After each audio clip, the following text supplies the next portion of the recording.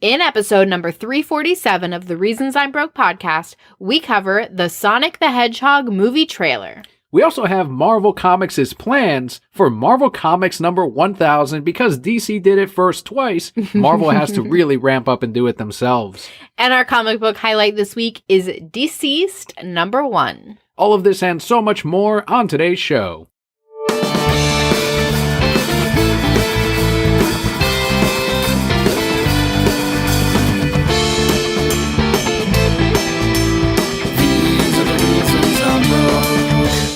Hello and welcome to the Reasons I'm Broke podcast, bringing you the reasons we're broke every single week, ranging from comics, movies, TV, video games, and so much more. I am your almighty Emperor Kelli. And I am Gentleman Daniel. Bonjour. Aloha. Aloha beaches. You gotta tell that story at the end. I do. So for those of you joining us for the very first time, the way we format the show is first we're going to start out with some news, which cover all those topics I just mentioned. We have our Patreon shoutouts, our comic book highlight, and at the very end, we have the Brocat block, which is what happened with Daniel and I this week. Before we jump right in, if you are joining us as your second episode of the Reasons I'm Broke podcast, thanks to the Release the Snyder Cut retrospective episode that we did with Manu, thanks to the Exiles Network, huge thanks to you for tuning in and for giving us another go. Let's jump right in.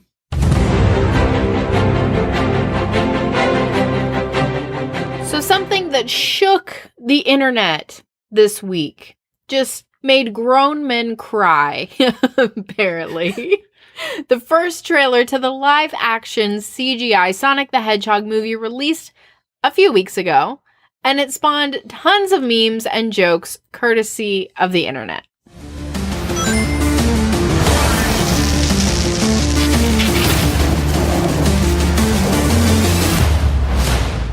Before we go into how they've since handled the criticism, the memes, the different images, the photoshops, everything you can think of, what did you think of the trailer? I thought it was fine. It's what you expected out of a Sonic the Hedgehog movie. I was not expecting Jim Carrey to be Eggman, Dr. Robotnik, he was cast as whatever. Eggman. I mean, yes. So I wasn't expecting that, but after seeing the trailer, he was perfect. Who else would be better? One of the things I kept seeing is that Jim Carrey was acting like Jim Carrey instead of like Eggman. But as you paid attention to the trailer, by the end of it, using that type of energy that Sonic brings over into the real world, which by the quills that he leaves behind, it looks like Eggman then experiments on this to get that power from not the Mushroom Kingdom, but that's that same fucking world. And that might be what transforms him later on in the movie. Or Jim Carrey just acts like Jim Carrey, who is also pretty much just Eggman. And it brings in the money. Yes. So it's fine. So who cares? Do you think Jim Carrey has that pull anymore in the box office? Of course, because idiots like me are like, yeah, Jim Carrey. Because this movie, at the end of the day, is not for kids. It's for us, right? That's who it's for. And yeah, you're going to get some kids who are going to go see it.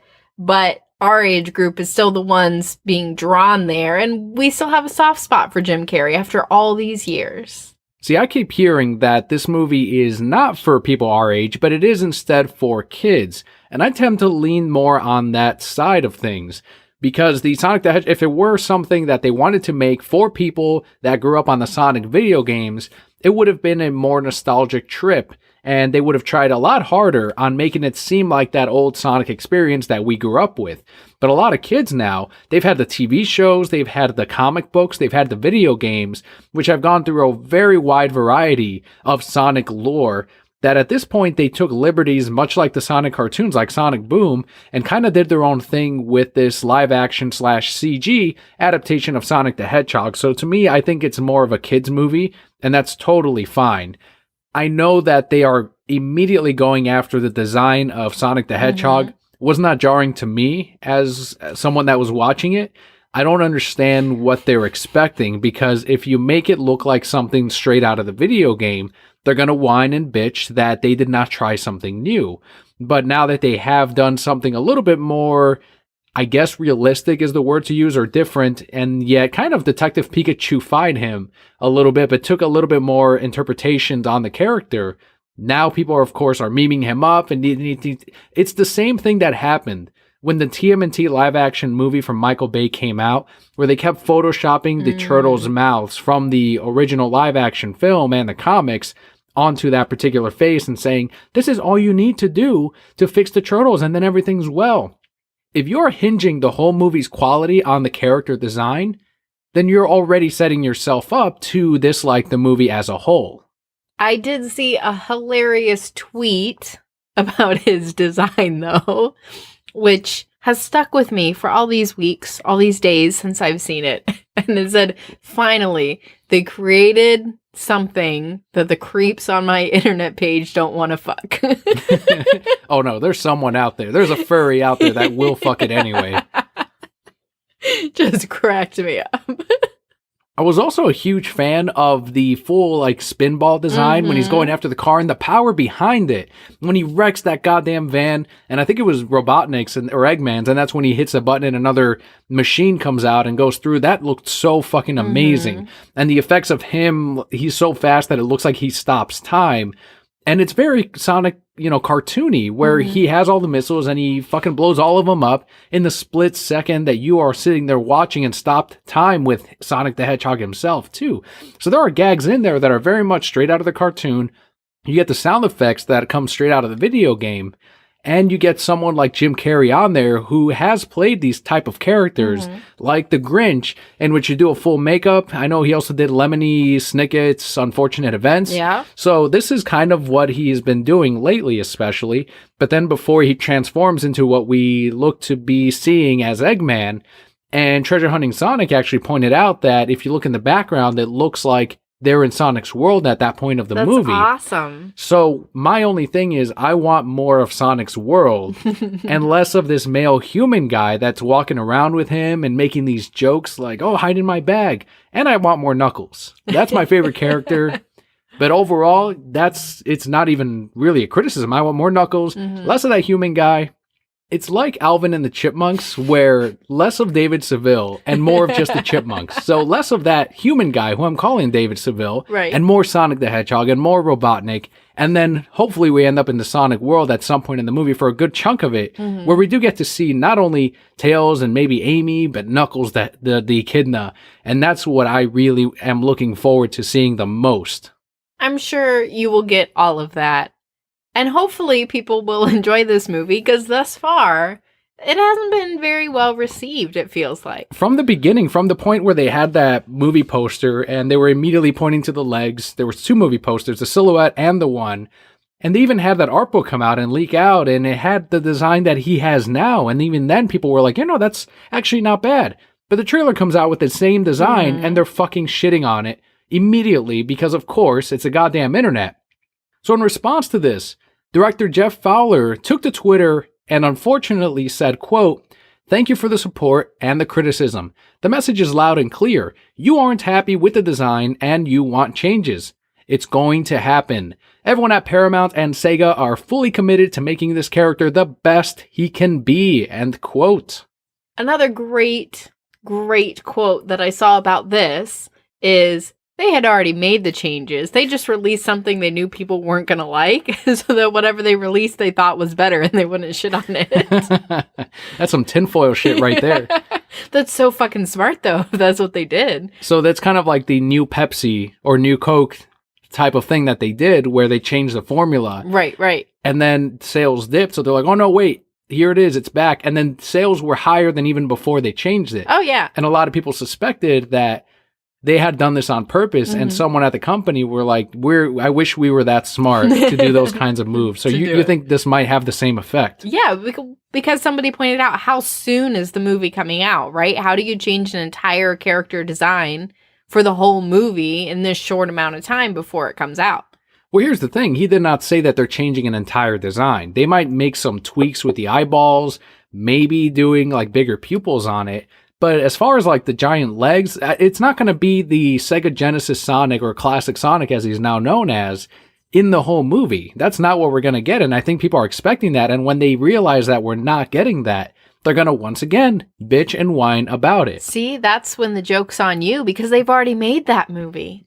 It's already the short Sega Sonic. They just released ugly ass Sonic.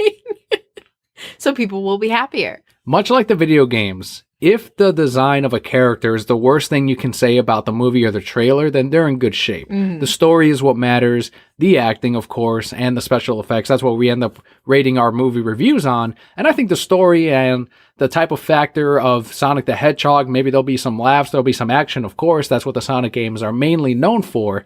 Yeah, let's have that in the movie. And to me, that is a Sonic film.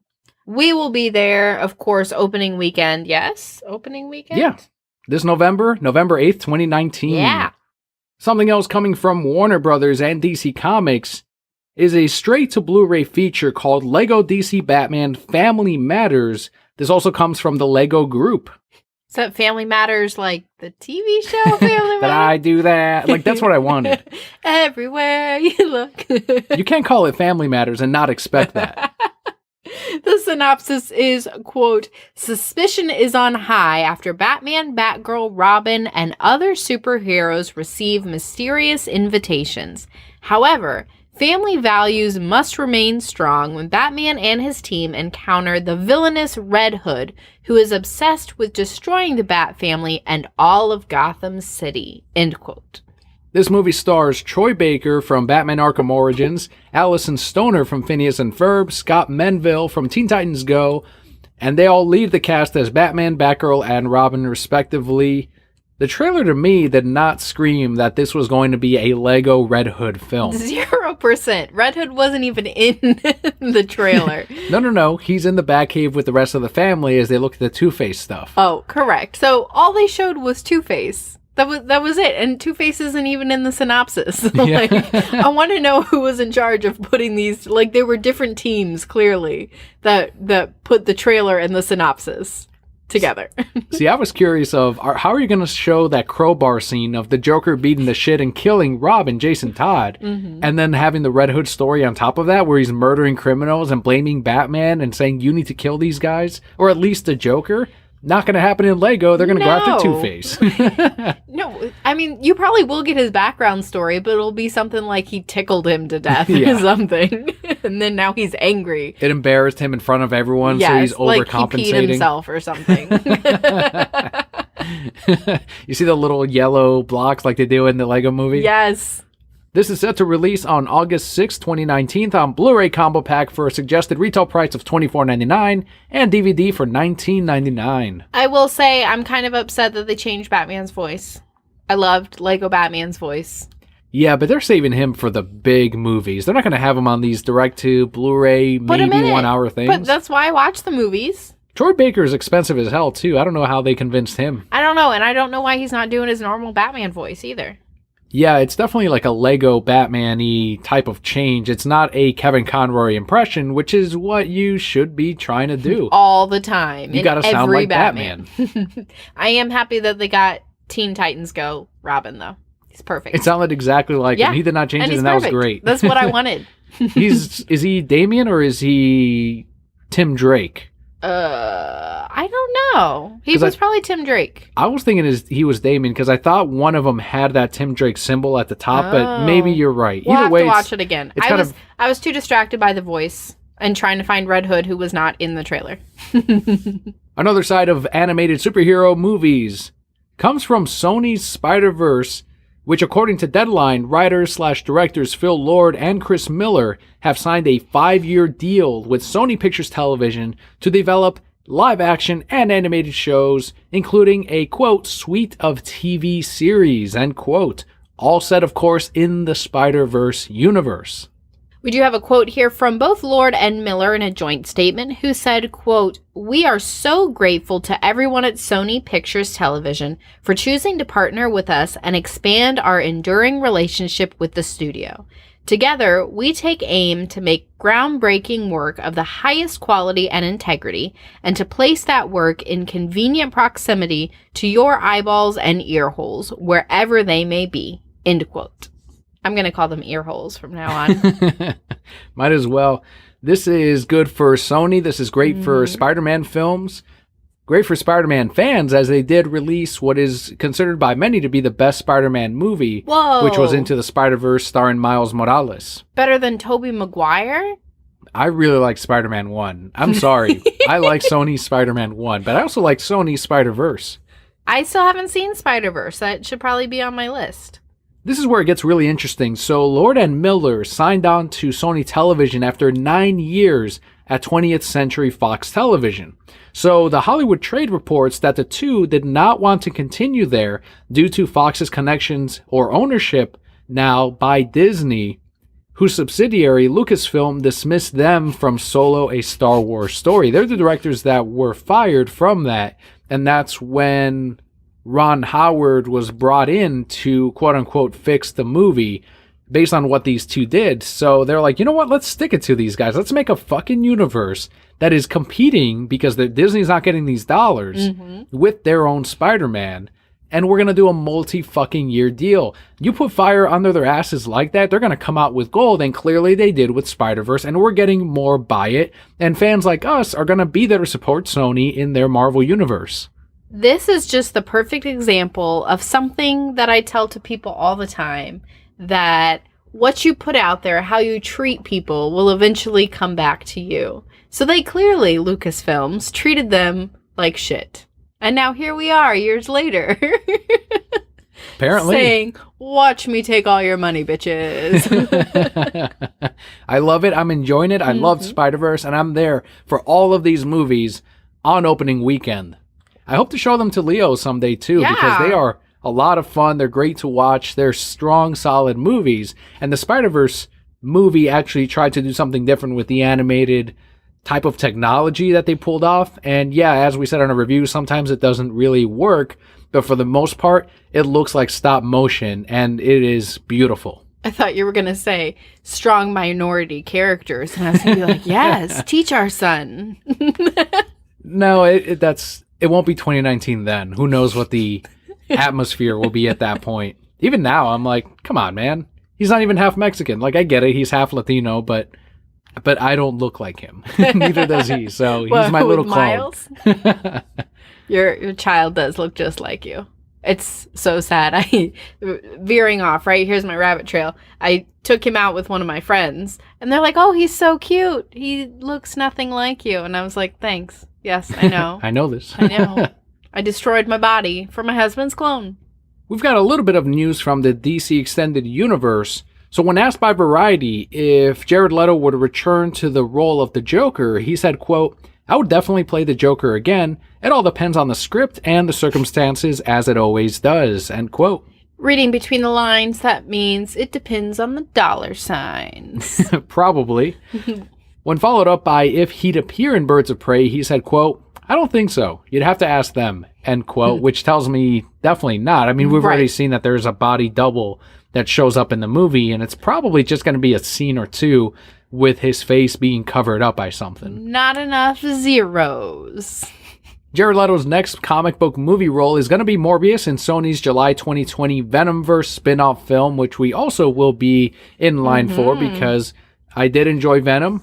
But he left DC. He left the DC movies. That's why he's doing these. Because he saw it was time to bail too. That's how you spin that. I showed you his Met Gala outfit, didn't I? No, what was Jared his? Leto, he was in a long, dress, priest dress, I don't know. And then he was holding a head of, his own head. So it was him, and then he had a dummy head that was his that he just carried around. Yeah, everyone dressed as hey, make articles of me. Make articles of... That's all it is. Yeah, but they always have a theme. So the theme this year was campy, right? It was supposed to be campy, which I don't fucking know what that means in the fashion world. I just looked at the dresses and I was like, y'all crazy. How are you walking around in that? Because Katy Perry was a fucking chandelier. I don't know. But then, cool. But then people started making their own. There was this woman who was wearing her child's tent, you know, the little kids' tents? Yeah. As a skirt. And then she put on a life jacket. And there's a voiceover. And everyone's like, ooh, ah. And they're like, she brought a fucking raccoon. And then a dog runs up. And then she sprayed a mosquito spray everywhere. So, she's rocking down the runway. And I was like, this woman's my hero. It was fucking hilarious. That's pretty good. It It was pretty amazing. One thing I did hear, getting back to the story on Suicide Squadcast, is the interview kind of continued, and they asked him, of course, have you seen the trailer to the Joaquin Phoenix Joker solo film? To which he answered, no, I haven't seen it.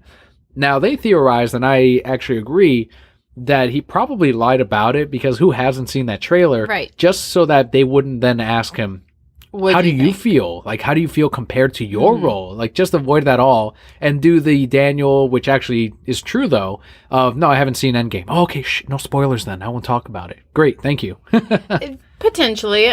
Something else you could also throw out there with that, though, is maybe he doesn't want his performance to influence what he does with the Joker. Mm-hmm. So if he really is a method actor, right, which he claims to be, yes, I thought so. I believe so. There's a lot of those. Most of them have played the Joker, which is really bizarre. So I believe he said he was a method actor. So if you're doing that, then you're going to want to separate yourself from another performance of that so that he can continue to do his own thing genuinely and not feel influenced to do something else or maybe unconsciously take on those things.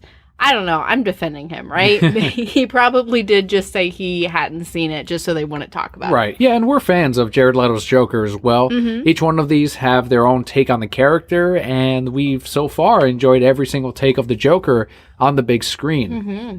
So moving on over into the comic book world, Marvel Comics is putting together a free Spider-Man Start Here sampler issue for comic shops to give out to customers. This is set to release on June 19th. The comic is going to have a preview of Absolute Carnage, which I've been getting a ton of requests and questions about, so I'm excited to sell the hell out of it. Spider-Man City at War, which hasn't really taken off like I wanted it to. Symbiote Spider-Man, and more. Lame. I don't like any of those books. Spider-Man is their biggest character right now, so if whatever leads to more dollar sales, great. But shops will receive one free bundle, but this only includes the additional free bundles is only going to go to bigger accounts, but at least every shop does get one. It makes sense. If you're a smaller store, you really only need one. How many come in a bundle? Most of the time it ends up being 25, if it's like it's going to be 25. It's not going to be like the comic shop uses. It would be funny and not un-Marvel-like if a bundle was only 5, but then you could purchase additional bundles, but you had to purchase them in orders of 10 bundles. And for every bundle that you did purchase, you can qualify for the variant bundle, but only if you order 5 bundles at a time. But the variant bundle is only one comic in that bundle. That's right. Yes. See, we just figured out the whole... I want somebody at Marvel to be listening like, oh, abort, guys, abort. You're welcome, everyone. We saved the day. Symbiote Spider-Man and Spider-Man City at War are out right now, so you can jump right in. They're kind of selling back issues of that with the sampler. Again, the most at comic shops, even if you don't order additional bundles, the most you pay is shipping, so not a huge deal. People like giveaways. I think that this is a smart idea. Like you said, this is their most popular character. So if you're able to give them for free to maybe people who wouldn't have necessarily purchased this to try it out, then there you go. Maybe you have somebody who's going to stick with it. One thing that is pretty embarrassing, I would say as a company, is what Marvel Comics is doing with their intention to release Marvel Comics 1000 this August to celebrate 80 years of not Superman, not Batman, not Spider-Man, not the Fantastic Four, but of Marvel Comics. Huh? What? So, before we get into why this is even more embarrassing, each creator on the book, such as Brad Meltzer, Alex Ross, Mike Allred, and more, will do several short stories in the book. So similar to the things that we've seen with the other 1000s, you have a bunch of little short stories from different artists, different writers, making up one giant book. So the reason why we're getting Marvel Comics 1000 is the Marvel Comics 1000 issue marks August 2019 as the month that the issue would have released if they had continued to publish the book titled Marvel Comics as a monthly ever since it released in 1939. Oh, how nice. Except they have not published this title in years. It's not a true 1000. What the fuck are you guys talking about? Just wait till Amazing Spider-Man hits 1,000 issues. They're like, oh, us too. If we had kept publishing that title, it would have been the 1000th issue. That doesn't fucking count, Marvel. Doesn't fucking count. Because you didn't keep publishing the title. And that's the point. You didn't keep publishing it. Marvel Comics does not, it's not even a thing of like, oh, it turned into Amazing Spider-Man, which turned into Spider-Man, which then turned into Peter. No, or Web of Spider-Man. None of that works. All right, great. You want to count that? Fine. It's one line. If you wanted the legacy numbering, that's fine. But there is no Marvel Comics. There is no equivalent to that right now. Right. We're publishing this as if it would have continued. That is fucking stupid. There's no, what are we going to fucking say at the comic shop? Just, oh, it's Marvel Comics 1000. What's that celebrating? 80 years of Marvel. That's the most I can say about it. Right. That's all it is. That's how I'm going to sell it. That's how I have to fucking move these books. This is what you're going to say. Oh, it's a compilation from a bunch of different writers and artists who work in Marvel. Have they been working there for 80 years? Not really. No. Did not happen. It's really weird. Really weird. They want to cash in on all this 1000 glory too. DC can't be the only ones. And you know what? People will fucking eat it up. And it pisses me off because people are going to be like, oh yeah, Marvel. They're not going to, I'm going to order pretty low on this. Marvel is not copying DC in this moment because Marvel apparently never copies DC. No, let's ignore Endgame. Let's ignore Civil War. Let's ignore Ms. Marvel. Mm-hmm. But yeah, it's like, how come DC hasn't done their DC 1000? Are you fucking... They've done it twice. It's called Batman and Superman, the two greatest superheroes around. Right. What are you talking about? Unbelievable. But Marvel. It's just Marvel. And it doesn't surprise me. I just fucking laughed at this. I'm like, of course they did. How else would they fucking do it? Because I was like, all right, it's going to be... And customers have asked me, when's the next 1000 for Marvel? When are they going to hit theirs? I'm like, probably Spider-Man. It's going to be Spider-Man. Mm-hmm. Or Fantastic Four. And nope, it's Marvel Comics 1000. I feel 80-year anniversary. I feel like Marvel is a nosy neighbor who's just peeking at DC through his binoculars. Like, ooh, what are they doing now? No, what are I can't do the Mickey. How do you do the Mickey? Oh, boy. 1000. Ka-ching. Better go call my friends. No, Donald will be like, Mickey, you're fucking stupid. What are you doing? Calm down. Oh, man, that's going to be a thing now until that releases. Because when they announce the variants, I will surely talk about it right here. Yep. And I'm going to fucking embarrass. It's ridiculous. Oh, more variants. And if they were to announce 1000 variants, I'd be like, yeah, right. Of course they are. It's Marvel. Why wouldn't they? 1000 variants? I would not be shocked. I know it's not going to happen, but there's a slight part of me that says, all right, yeah, of course they're doing that. Of course. It's Marvel. They want all those dollars. But you can only qualify for each of them for every 1000 issues that you purchase.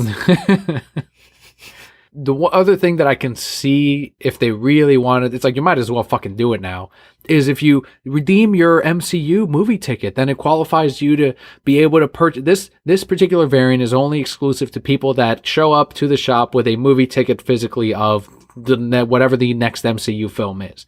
That's something that I'm like, all right, I'm waiting for them to do that. Oh, it'll happen. Just give it a little more time. A celebration that is worthy of our time and not a what if they had published. Like what it... All right.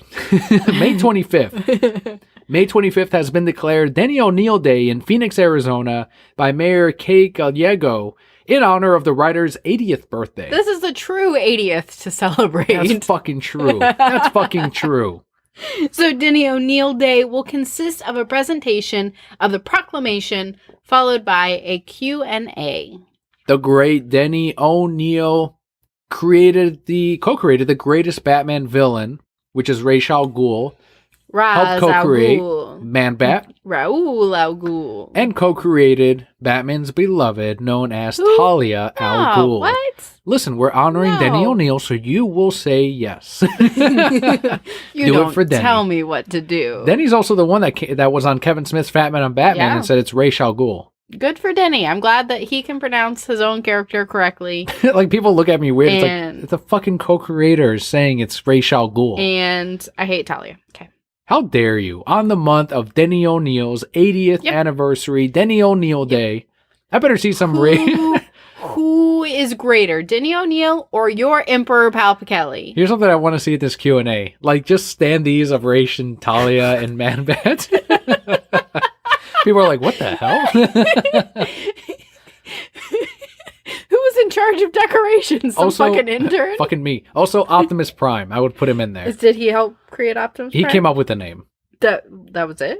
And you want to like, he came up with other Transformers names, which they did not go with. But Optimus Prime is one of his. What were the other names? I don't remember. I'm not that big of a Transformers fan. Because I'm sure that they're great. My trivia only goes to, you better thank Denny O'Neil for Optimus Prime. That's a great fucking name. I hope he gave them all, like, real perverted names. All the rest of them, like, Dictimus Prime. Turns into a dick. We're going to change that to a gun. And he's like, but a dick is better, guys. I think it was on The Toys That Made Us. It's on Netflix. They had pretty much gotten the Japanese designs to these particular robots, and it was their job to make stories of it. Like, these already had different stories in Japan, but here in the US, they're like, all right, here's the designs, like, name them and create their stories. And that's when they made, all right, that's Optimus Prime, and that's this, and this, and that. They made the comics, they put those together, the TV show later on, and that's kind of where it went, and that's why Denny O'Neil was one of those people that got to name at least a couple of the characters. That's so cool. I wish somebody would give me that job. Like, Kelly, here are these Japanese things. Make a story. I'd make the best stories. Get it done in a week. And that's when it's like, all right, Dictimus Tron, or whatever you said. Dictimus Prime. How did Denny O'Neil Day come about? How did the mayor of fucking Arizona... The greatest mayor of all time, you mean? Because hell yeah, you fucking declare a Denny O'Neil Day. He does not get enough recognition. Are they going to partner with Denny's? Is Denny's going to give out some free stuff on Denny O'Neil Day? I'm for it. Why not? They're pushing these crepes real hard now. They show up on YouTube every time I show Leo music videos. They have crepes? Yes. They're saying, what's their fucking advertisement? Like, oh, it's Denny's, like, National Crepe Week. We just made that up this week.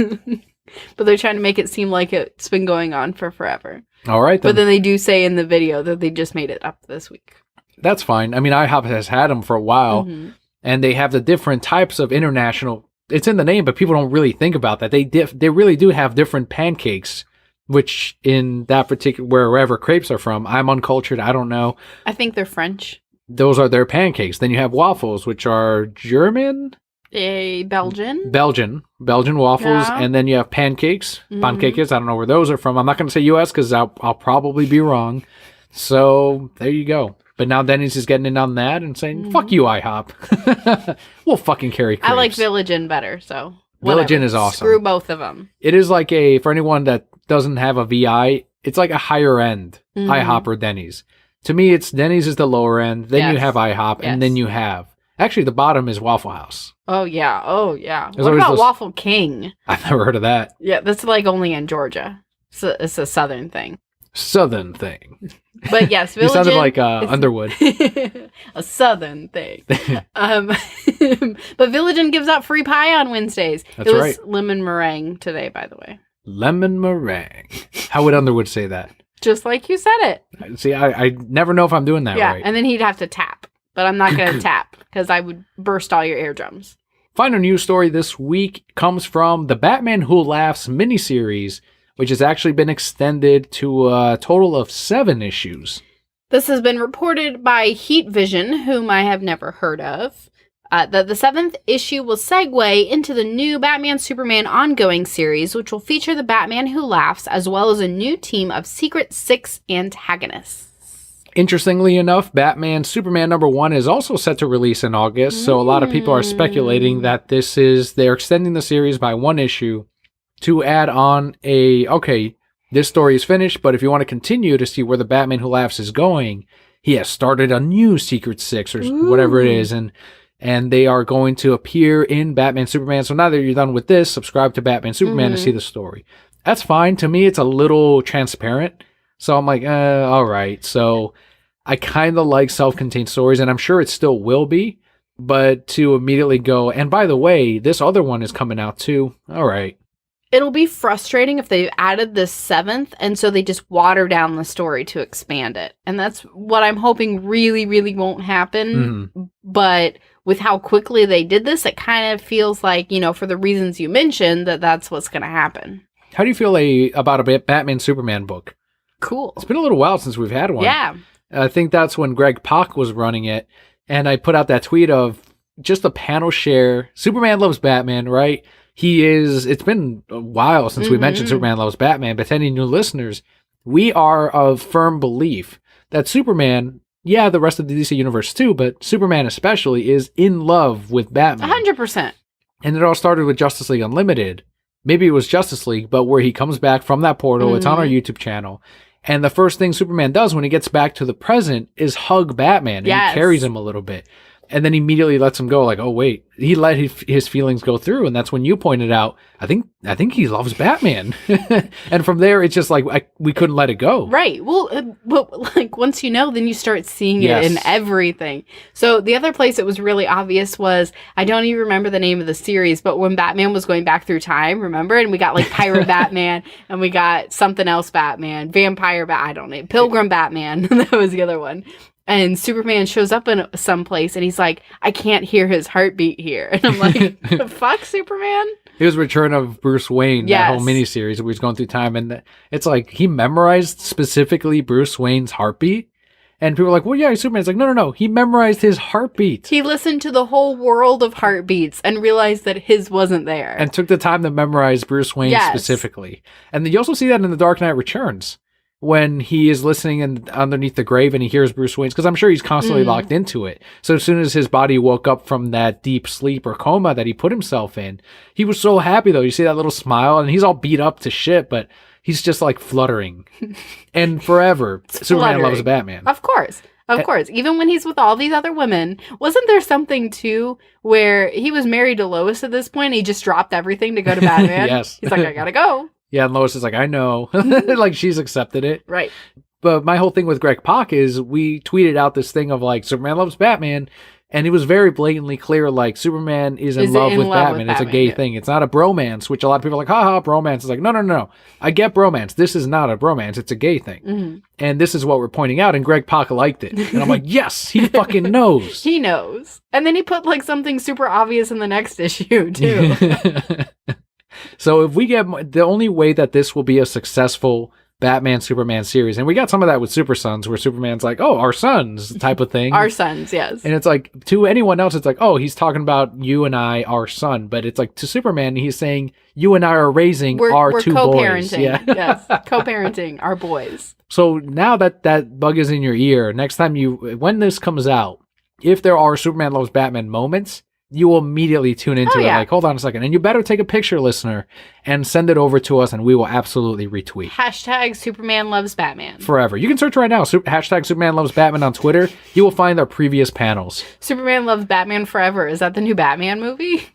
Like Batman Forever? But it's Superman loves Batman? It's got to be just Superman loves Batman. But it would be him, like, writing in his diary, twiddling his little feet on the bed. Like, he looked my way today while we were fighting this thing. Oh, and he carries him princess style. We could go on forever. He does. That would be what our second podcast would be. Well, that was the other episode, too, is when there's a whole war breaking out. Wonder Woman is beating these guys up with Superman's help, and he's like, no, because he hears the Batman saying it's been an honor fighting alongside all of you. He's going to fucking jam the javelin or whatever it is straight into, I think it was the watchtower, wasn't it? Straight into the fucking thing. He's going to destroy it that way because he has to maneuver it, which it's like, all right, he can Batman his way into it, but maybe that is the only way that he can actually get the job fucking done. Or his plan was, I'm going to use Clark because I know he's going to come and fucking save me because he loves me. Batman knows he loves him. Of course. And he uses that to his advantage, and he gives him just enough. Yes. Just enough to keep him coming back. And that's when Superman like is beating up these guys, and he turns, says, Batman, and leaves the battle, leaves all the Justice League members. Damn them, they're going to fucking die. Who gives a shit? I'll come back and maybe fight these guys. I don't know, but I got to save Batman. Busts into the fucking thing. Batman, like, quote unquote, passes out. Superman carries him princess style, seat and all, out of the fucking place. And Superman, of course, says, oh, he's got to be the hero. It's like fucking Superman. Can you put together a compilation of all these moments? That would be perfect. It's like, that's amazing. Wonderful. Love it. You got to have that in the book. If you don't do it, you haven't done Batman Superman right. But with that, we do wrap up our news for this week. Before we get into our Patreon shoutouts, though, we do have what's new on Netflix for May 2019. So these are just the highlights. These are things that pertain to something that Papa Kelly and I may have seen or might relate to as far as superhero news. If you want the full list, you can Google what's new on Netflix May 2019, and you will see the full TV shows and movies that are now on Netflix and are actually joining throughout the next couple of weeks as May finishes up. But the first one on the list, and I'm going to go ahead and couple it up with the second, it is Austin Powers, International Man of Mystery, came out in 97, and also Austin Powers, The Spy Who Shagged Me, which was in 99. I'm guessing your answer is no. Have you seen these? No, I haven't. Yeah, with your parents, that does not shock me. We should watch them. We should. The thing I'm afraid of, it's a spoof of James Bond. Of course. As a child or teenager, I liked these movies. I thought they were hilarious. But they are the kind of movies where it's like, oh, he's standing in front of a balloon and it's inflating and it just covers his junk and that kind of thing. So, Right. I've seen bits and pieces of it throughout my life, I guess. Never all together. It doesn't seem like I might find it amusing. It doesn't seem like something that I would really laugh at. Mm-hmm. Again, to your point, it was probably funnier to high school boys. Also, maybe the era, though I'm trying to think if there were references that were specific to the 90s. I have to it's been so many years since I've seen these, but I'm actually kind of excited to go back and watch these two movies. I know the third one was awful, but I remember liking the first two, and I'm kind of excited to show them to you. Good. I don't know if we'll do a full review on here, but we can pick a night, pop some popcorn. There we go. Maybe Spider-Verse first, though. Okay. What do you think of the next one? Casper from 95. I also have not seen Casper. Oh, it's a love story. But I haven't seen it. It was a ghost. Do you think I was allowed to see something with ghosts? All right. It was a Halloween movie. Well, what about the Holy Ghost? Like, that's a ghost. It's a serious question. I don't know. It's a different kind of ghost. There's tiers to ghosts? Yeah, yes. What tier is Christ and what deal is Casper? Tier is Casper. So Casper is a haunting ghost, and haunting is bad. But the Holy Ghost is just an omnipotent ghost. He doesn't haunt, like, in this version of Casper does not scare people deliberately. There's got to be people that if you see Christ, you're going to be scared. Like, what the fuck? Like, there's no way that doesn't happen. So by that definition, hell no, Casper's not a haunting ghost. Speaking of Christ, because I have to throw this out here, you went to the doctor this week. This should probably be in the broke-up block. But there was a picture of Adam and Eve and Jesus. Oh, yeah. And I was very confused why Jesus was there. Well, he was paying very close attention to Adam. He was. Who's got abs, no hair. It almost looked like he was trying to convince Adam to go for Eve. Oh, okay. See, that's not what I read. Or that's not what the interpretation I got. Because, like, he was pointing at Eve, but he was looking at Adam. Like, come on, Adam. We gotta continue. She's at least an 8. we gotta continue the population. And I'm like, did they ever meet? Like, that's my thing. I'm like, as far as continuity, I'm like, when did that happen? Continuity. Some people are like, that's sacrilegious. I'm like, no, it's a legitimate question. I don't know. Like, I want to know what the artist was thinking. I don't know. You could argue, right? If I'm going to argue and defend the artist, I'm going to say, well, Jesus is the son of God, so this is just a younger God. Person. Younger God. Not the same person. Who happens to look like, look, your son looks like you. And we're not the same people. Even clones aren't the same people. Yeah, but you could argue that was just a young God, not an actual Jesus. So God can age now. All right. Listen, I'm just trying to defend the artist. The next one in this list, and yes, we have to watch Casper because of the love story. Yes. The Matrix trilogy. I did watch the first one. And that's where, everyone should have stopped. Yeah. Yes. But why not? Like, why not keep making them? Because they made a shit ton of money. Mm-hmm. Matrix, the whole trilogy made a lot of money. Man, so I don't blame them. Let me tell you, every kid in school was dodging bullets. Like, they spoofed the fuck out of it. Yeah. Not just in comedies, but you saw it all over the place. Middle school, especially. And if we had not gotten the Matrix trilogy, we may have not gotten the Wachowskis' Speed Racer, which is still my favorite anime live-action film of all time. How did that come about because of Matrix? Well, their names became huge after those movies, so they had their pick of whatever, and I know they specifically picked Speed Racer because they were fans of it, and it shows in the movie. And I know a lot of people, just like the Sonic trailer, made fun of it because, you have cars flipping now and bouncing and all this shit. But that's what the show was. Well, the show did have, like, the fucking saws and shit, and it's like they took that and made, they grandified it. I don't know if that's a word, but fun fact, the guy that plays Speed's brother before the Racer X portion, because that's a different actor, but he was actually a subscriber at the old comic shop I worked at here in Florida, in Orlando. Did you meet him? I brung him up a couple of times, but he ended up leaving because he wanted to move to California and become an actor. Shortly after that, he was in Speed Racer. Oh my God. After that movie, he was in the running to play Captain America in Marvel's movies that we now know as Chris Evans, but Chris Evans ended up beating him out. If he had turned down that money, it would have gone to him. Huge difference that would have made, right? Now, I love Captain America 1 and 2, so I don't know if maybe that was the right choice, but I'm like, I'm deep down, I'm like, my heart goes to like, let me root for my sub. Like, let me root for the guy that was supporting the fucking shop. That's amazing. And he would have been a huge comic guy, so it also makes sense. Right. Man, 7 degrees. But when you see him in Speed Racer, it's like, there he is. I know him. Next on the list, we have Arrow Season 7. For those of you still keeping up with Arrow, specifically just on Netflix, also might as well throw this in, Supergirl Season 4 and DC's Legends of Tomorrow Season 4, which stars, Constantine. Constantine. Well, I've gotten used to now saying Constantine because in the comics it is Constantine, but in the shows it's Constantine. What? Alan Moore says it's Constantine. It's the same Denny O'Neil thing. Doesn't Alan Moore smoke a lot? So what? Or like does some drugs or something? And I'm sure Denny O'Neil used to drink a lot, so it's fine. It's their character. When we're referring to comic book Constantine, it's Constantine. Okay. TV show, Constantine. All right. Something else we're really behind on is Riverdale Season 3. Comes out this month. Yes. Fucking can't wait. And there's something very important that you left off this list, and my heart hurts. Well, you get to present it now. Da-na-na-na-na. Lucifer Season 4. Hell yeah. This is the hashtag Save Lucifer. I see what you did there. Wasn't even trying. So easy. Yes. You're going to watch this day one?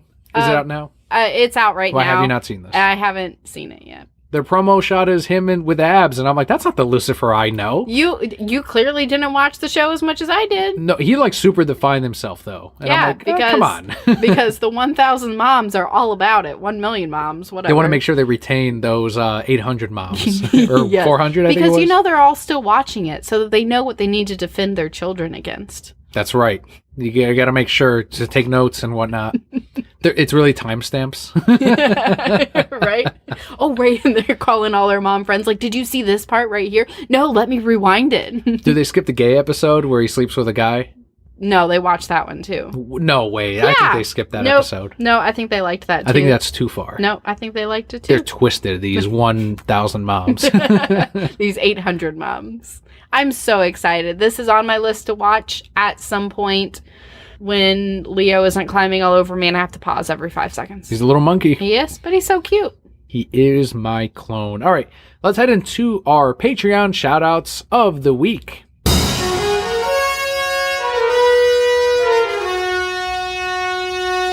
This week we have 7 shout-outs. The first one goes out to Alexander, whose Twitter handle is @SwordfishShow. You can also find him at purpleswordfish.com.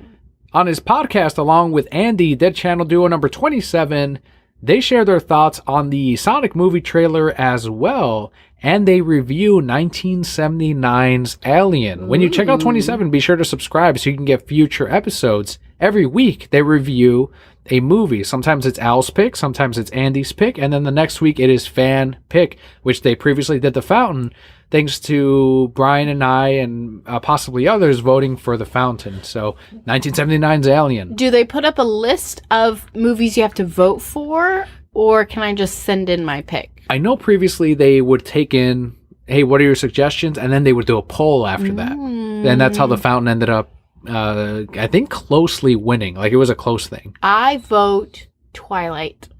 Well, you got to tweet that in, and I will vote for that. So what are we reviewing bad movies? No, I just want to pick like The Notebook. Can they review The Notebook? They could. Yes. Yeah. Okay. Will you vote for that one if I send it in? Yes, I will. Will you vote for any movie that I send in? Yes. You are a good husband. Thank you. Next shout out goes out to Lourdes and Katie, and they've both watched La Llorona and seem to enjoy it by sharing. Katie ended up sharing Warner Brothers' fan art poster results, which they did a whole contest on, and there were some great entries on that contest. For those of you who don't know, the story of La Llorona is she goes crazy and drowns her kids, right? And then she goes looking around from her ghosty self for the other kids. Correct. Well, there's a whole lore about her husband was with another younger, more beautiful woman, so in anger, she drowned their kids. One thing I did troll, I think, Tom King on, I might be wrong, but there was a comic writer out there that put out this thing like, I got my crew all assembled and we're going to go watch it tonight. And it's like a selfie of them all at the movie theater. And I replied with La Llorona. And like I got like 5 or 6 likes.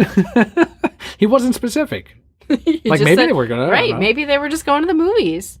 I just wanted him to read that like, it's not what I meant. Not funny.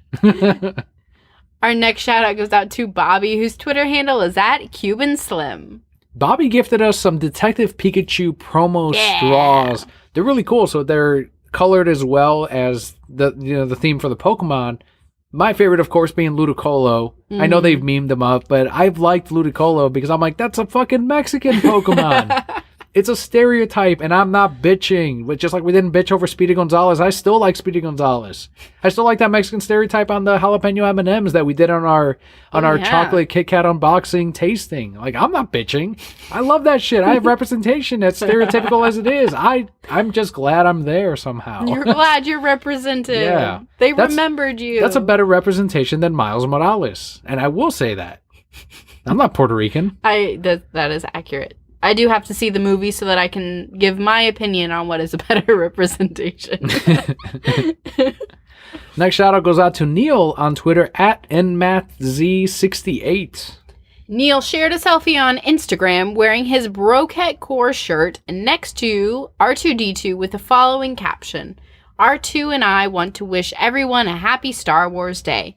Watch the movies, read the books, head to your local comic shop for #free comic book day, and pick up a comic or two from the Star Wars universe. So many great ways to celebrate. End quote. Neil's the shit, man. That is all what it's all about, right? And I've seen a lot of tweets like, yeah, these $2 billion Endgame tickets. I hope some of you are actually reading the books and then going to the comic shop and saying, hey, I want to check out what this movie was inspired by. But that's not happening. No. But it's tweets like this that are like, guys, remember who you are. Pick up a book.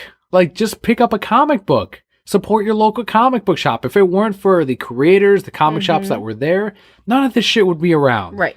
Like, we enrich that fucking culture. And without comic shops, you fucking bet that you're not going to see this superhero era ever repeat in the future. Of course. It's simply not going to happen. I mean, it's a great message and it's a great thing to remind people. And unfortunately, it's not really translating, right? People are going to see these because it's the popular thing to do and they're the action movies of today. But yes, definitely something that you need to remember is that this is where it all started. So go and support that so it can continue. And I do like that Neil points out Star Wars in specific. So even though that's not a superhero fair type of thing, there are books out there that expand on the lore of things that you enjoy. If you are like, fucking Firefly got canceled, there's many comics out there that expand all of that. Star Trek The Next Generation is my favorite Star Trek. Mine too. And there's comics that are now, Q's fucking up shit right now. Yeah. He's putting all of the captains together, and it's like a Secret Wars thing. Like, my captain's better than yours, and all the other Qs are also like, no, my captain from, season 1 is better, and all the captains meet up, and that happens in the comics. Like all the Captain Picards from all the different seasons? So Picard and Kirk and Janeway, all of them are like they're on different teams essentially, but they're also working together like, how do we figure this out? I could see Picard and Janeway hooking up. Yeah. There would definitely be more friendly, like mentally and physically, obviously. Well, any female captain is going to hook up with Picard, as we all know. Yeah. He's going to hook up with one of the fucking Q people. He probably would. And Kirk, if it was, like, I know Kirk was the guy that girls hooked up with, like, the aliens and shit, but it's like, you got Kirk and Picard? Like, come on, you're going to go with fucking Picard. 100% Picard. Why does Picard work? Why do you think it's Picard over the younger, like, more, like, actually muscly type of captain? Because Picard... And they tried to make Syrup the guy, but it didn't work in Next Gen. It didn't work. Because Picard's like an older, distinguished man. Like, when you become a woman, you want a man. You don't want this young boy, right? And then Picard he's sensitive. Like, he'll do you, and then he'll make you a cup of Earl Grey tea. And I don't think that's sensitive. talk to you if he's making you tea afterwards. He's very straightforward about, like, now we are working. Like, that would be the thing. But Kirk would just be like, all right, see you later, toots.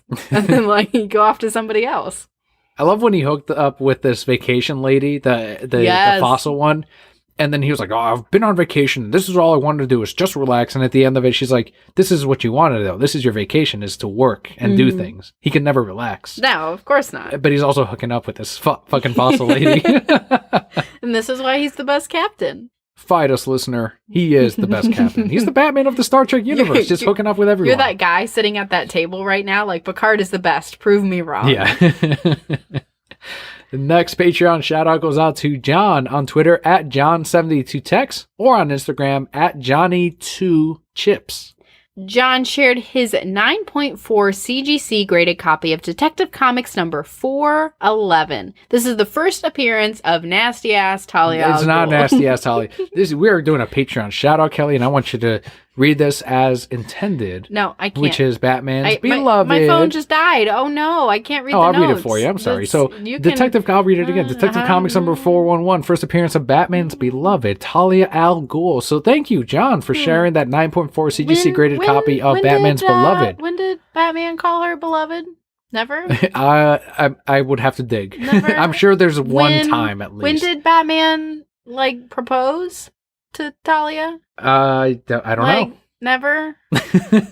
So... Well, I thought... No, they were married when he was drugged. No, when he was drugged. Well, he's drugged on love with Catwoman. So, like, really, it's the same thing. No, it's... Okay. Whatever. Well, who creates the better kids? So, compare Huntress with Damien. We're done. Will you... Listen, but Damien was also created by shady-ass means and grown in a test tube. And who... Well, that's out of... Well, they changed that later, but he actually... Who is... All right. Who's the better father-in-law? Ra's al Ghul or who knows? Well, most days, who knows? Because Ra's comes around and, like, he's like, I'm gonna kill you if you don't fucking come do these things. But he will never kill Batman. And then he, like, screws up shit. And then he's, like, trying to... But he's the greatest fucking... But then he's trying to return the world to its non-human origins, and... He's proven constantly... He runs something called the League of Assassins. Fine, which Damien later takes over. But my whole thing is, like, he loves Batman. Like, he's a great stepdad. Everybody loves Batman. Maybe, I don't think Catwoman's he's probably dead anyway, so he clearly doesn't love Batman. No, but the whole world loves Batman. We all know this. I love that John owns this issue, and I'm glad it's a 9.4, and I'm glad that he appreciates this on the month of Denny O'Neil's 80th anniversary, that we can celebrate it with Batman's Beloved as well. 80th birthday or 80th anniversary? Both. Anniversary is birth, same thing. Next shout out. Our next shout out goes out to Brian, whose Twitter handle is at BrianShaup1. Brian is looking to hire another manager at his gig and was pretty agreeable to hiring Riggs, who was previously on the podcast. Longtime Brocats know of the goddamn Mr. Riggs, and I, for one, agree. Give Riggs a shot. Hashtag give Riggs a shot. That's right. All we are saying is give Riggs a shot. What is that from? From something before you were even around. Okay. And our final shout out this week goes out to Kat, whose Instagram is at KatShaw. Kat shared a shot of her vinyl version of Ariana Grande's Thank You Next album, which was apparently a limited release. I know a lot of artists are doing like vinyl type of albums or versions of it. They usually have like a special color to the disc itself. and then special artwork as well. So she shared that along with other photography shots. If you are a photographer, enjoy photography, you will especially enjoy this. I know we have a lot of film fans, so there you go. Make sure to follow at Katsha. And that does wrap up our Patreon shoutouts for the week. If you too would like your shout out every single month for as little as $1 a month, that's 25 cents an episode, you too can have your shout out. If you're thinking, I can't support you on Patreon, I am also broke and have many reasons that I am broke, you can also leave us an Apple Podcasts review. It doesn't help us with rankings or anything like that, but it's kind of a fun thing to do where you can leave a review for anyone that might be coming across the podcast and think, you know what, maybe I should give this a shot. So it takes 2 minutes and we would really appreciate it. And of course, the best thing you can do is talk to us on Twitter at Reasons I'm Broke, at Kelli. Let other people know what you think of the show. Share the show with other people, right? That helps us grow our fan base. That's what the biggest thing is. Studies have shown that word of mouth is the greatest thing. So if you know anyone that is a DC beluga, you can let them know about the podcast. Let them know thereasonsimbroke.com. We have a player right there that can click on play and they can listen to us on any device that they may have. But with all of our news done, with all of our Patreon shouted out to, we can move into our comic book highlight of the week.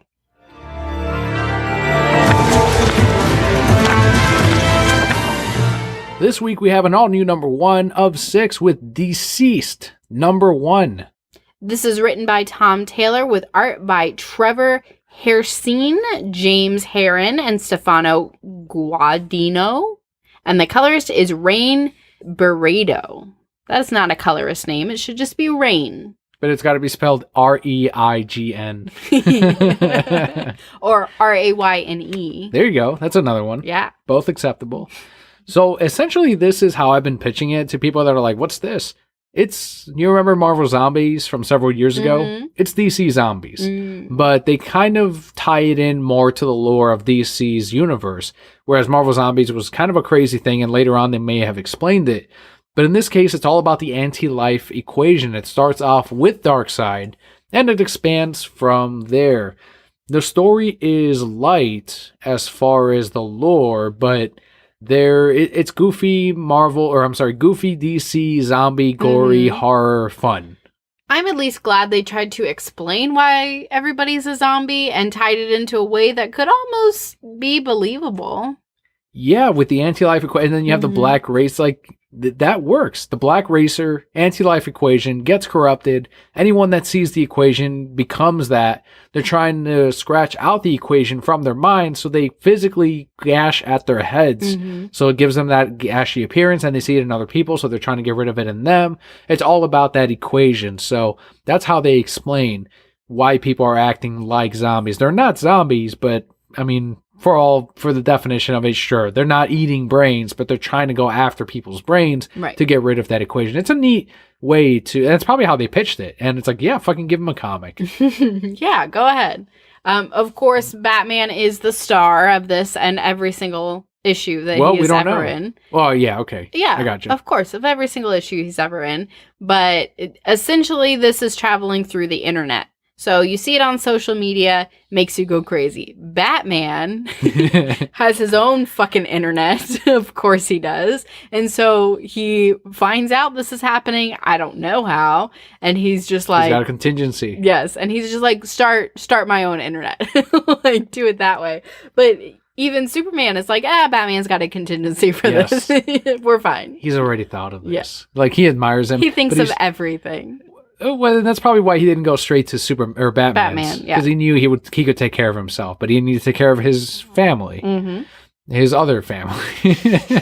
So, like, when you're looking at your phone screen, you get the anti-life equation. You're infected by it, and Superman immediately destroys Jonathan Kent Jr.'s and Lois Lane's computer and all of that stuff.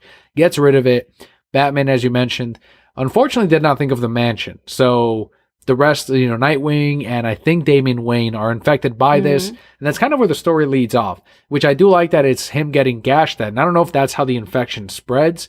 I didn't read that from this. Right. I don't think so. I think they're attacking him, but that's not how it spreads. So of course he's going to quarantine them until he can figure out what to do. Well, the weird thing is, like, he gets pretty fucked up in that. Mhm. Like, he has Well, the weird thing is, like, he gets pretty fucked up in that. Mhm. Like, he has large gashes on him. So I'm thinking that they're going to zombify him in issue 2. I don't know, but I love that he tells Alfred, like, get out. He's concerned about saving Alfred. Of course. My own thing is, all right, Batman, he could have countered all of this. Like, it's them literally it's just two people fighting him. Counter that shit. Fucking who cares if they're scratching at you? Like, it's the same as knives coming after you. But they're also his family, because it's you know, like you said, Nightwing and Damian. So Contingency that Nightwing and Damian come after you someday. Fuck yeah, that would have been a plan in there. Break their arms, break their legs. Don't kill them if you don't want to. Like, break their arms, break their legs. That's how I would have written it. And he never he would have been the star yet again, and he saves the whole DC universe. He's still going to be the star, and he will probably get zombified and still save the DC universe.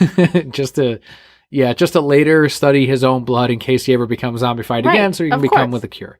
A lot of people are saying, so where does this take place? Like, if all of these people are dying or becoming zombified, Nightwing's skull is like cracked open and hair's never going to grow there again.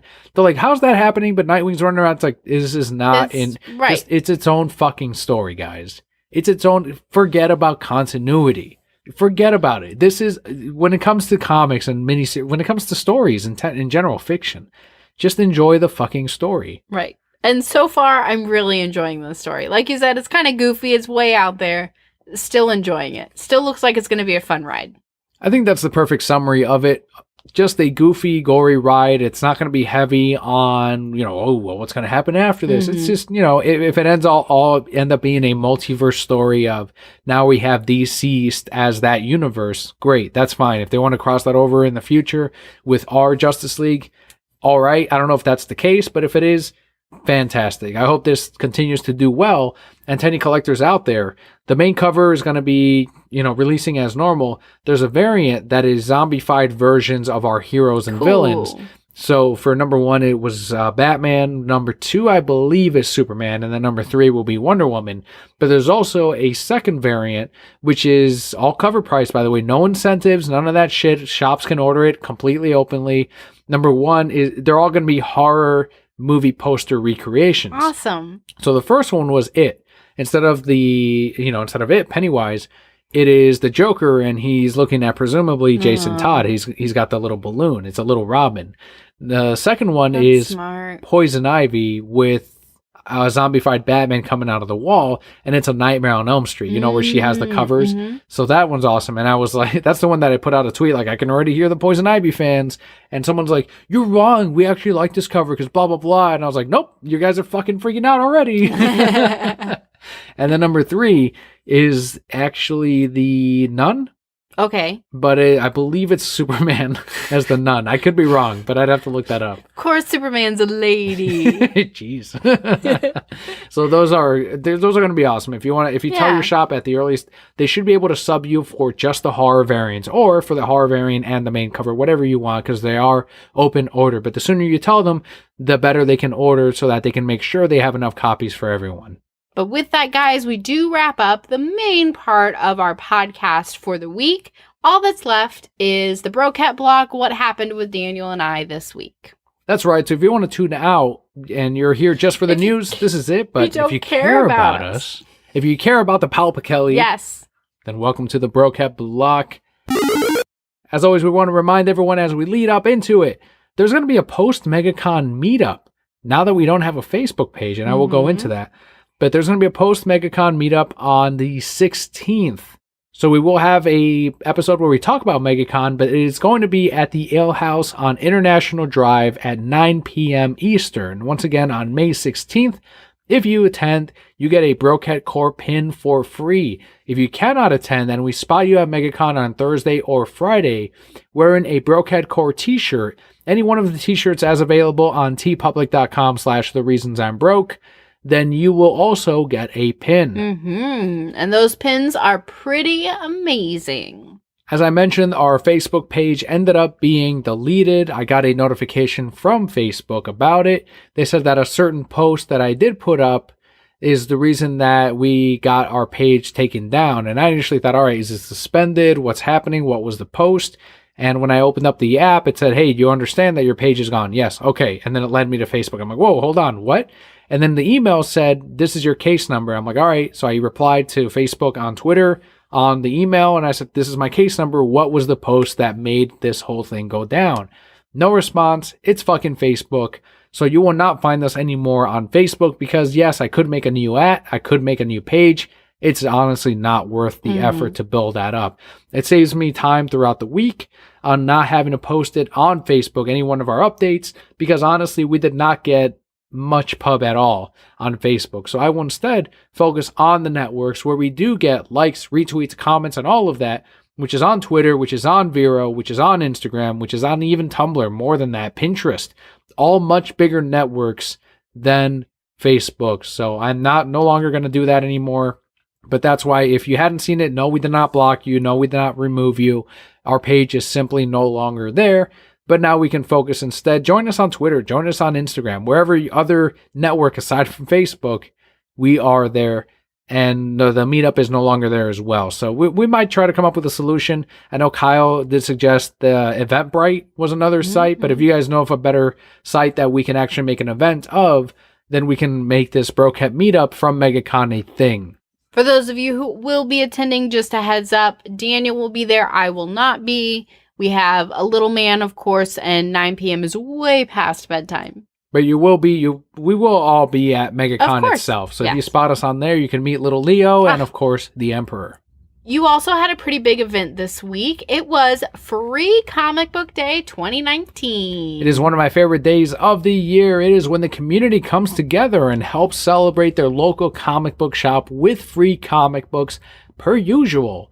A lot of people, a lot of our regulars, that's probably my favorite, is when I see the regulars. It's like, you're a Wednesday warrior. I see you every Wednesday and you drop money. But you also come out on Free Comic Book Day, and you're like, you know what? I'm just going to buy supplies because I know I'll always need them and I want to support the shop. Aww. It's like, that warms my heart. But I also like seeing the kids and they're bright eyed, and we had the 501st Legion there. So we, on May the 4th, which is a big Star Wars holiday, happened to land on Free Comic Book Day. We had Stormtroopers there. We had Darth Vader. We had Rey as well, and also Spider-Man. So we had a little bit of representation from the superhero world, and then a ton for May the 4th. Kids loved it. Parents loved it. They were happy that their kids were happy. We're giving out free comic books, which eventually leads into, you know what, I like that Spider-Man book. What else do we have with Spider-Man? Hey, I've never read this. Let me try that. Whatever age or range you have of comic book reading, there is something there for you as well. For our regulars that just want to collect the all-new Spawn #1, even though it has a new cover, it's the same book on the inside, it's still collectible to them. They pick that up too. So it's a huge sales day. And it's bigger than Black Friday. It's bigger than the day before Christmas. It's bigger than our anniversary day. It's bigger than Halloween Comic Fest. It's Free Comic Book Day.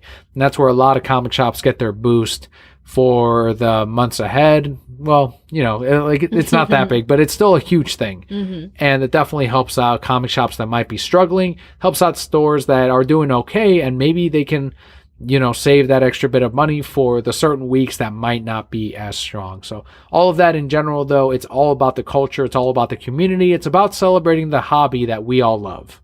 That's good. You always talk about it every year and how much you enjoy it. So as always, I'm thankful that your store is as successful as it is, particularly on Free Comic Day. What about you, Papa Kelly? As we covered 2 weeks ago, we had you leaving your longtime job and now going into new ventures, same type of position as far as power, I guess, and similar pay rate. But you're in a different line of work now, and you have gone into your first week of it. I am. So as I learn more about this, right, because they told me about it, but honestly, I just wanted the job, right? I'm like, okay, whatever. And so coming over, it's actually kind of a promotion from where I was because I have more power to do the things that I want to do and less restrictions. And there's more focus on me making these changes and making them happen rather than, well, consult with your team and see what your team says and go from there. So overall, and I've been there 2 days now, right? I work 2 and then I have my days off, but I'm thrilled. Like, it's better than anything that I thought it was going to be. It's a huge passion of mine.